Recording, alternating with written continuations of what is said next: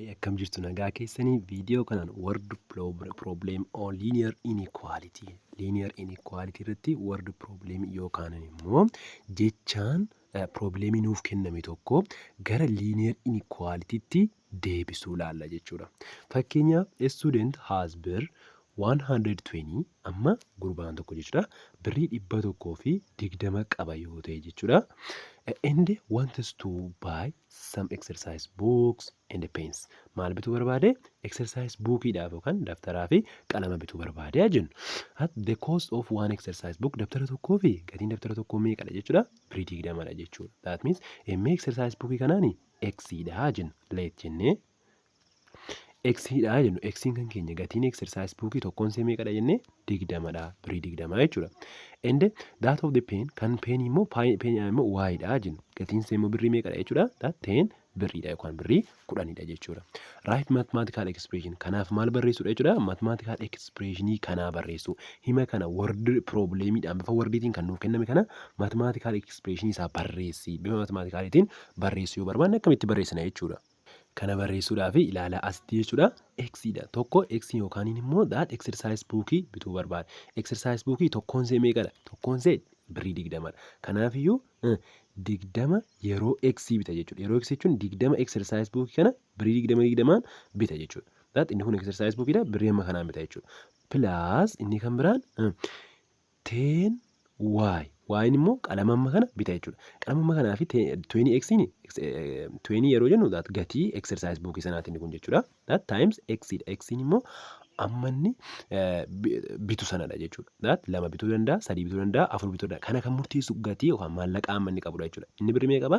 Birrii 120 qaba jechuudha. Kanaafiyyuu less than or equal to 120dha. Less than kan jennuufi that birrii kanaa gadi ta'uu qaba jechuudha. Kun walitti hidhamee gaafa jedhu kanaa gadi ta'uu qaba. Maaliif birrii kanaa gadi qofa qaba waan ta'eef mucaan kun. Or equal to yoo ta'e immoo that equalidha jennaan immoo that wal qixa taanaan 120 ta'uu hin danda'a jechuudha. Bakka birrii kana harkaa fixxee jechuu dandeessi. Kana darbuu garuu hin qabu. Kun mathematical expressionii kanaaf barreessinudha jechuudha.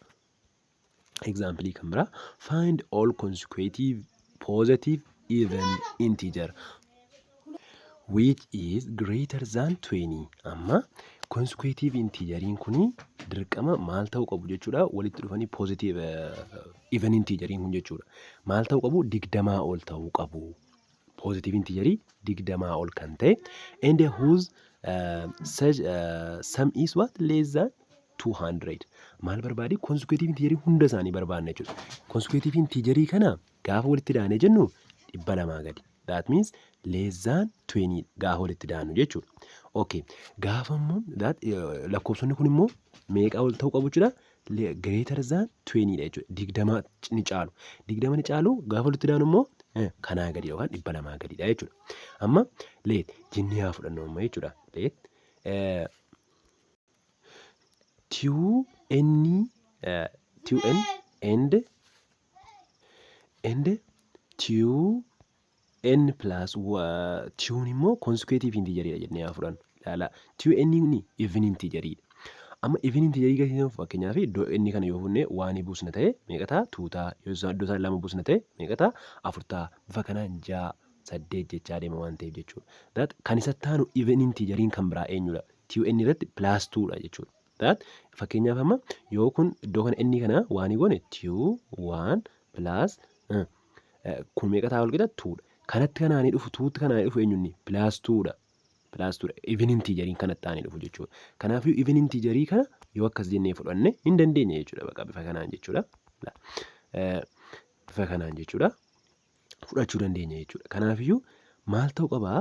2n'n kuni integeriin kun meeqa ta'uu qabaa? Less than 20 ta'uu qaba. Greater than 20 jechuudha dhiifama.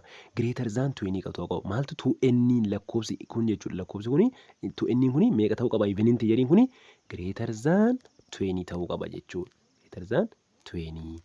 Kanaafuu greater than 20 ta'uu qaba waan ta'eef n'n keenya meeqa caaluu qaba? Over 2 goone over 2 jennaan jechuudha. Kanaafuu n'n kan keenya greater than what? 10dha jechuudha.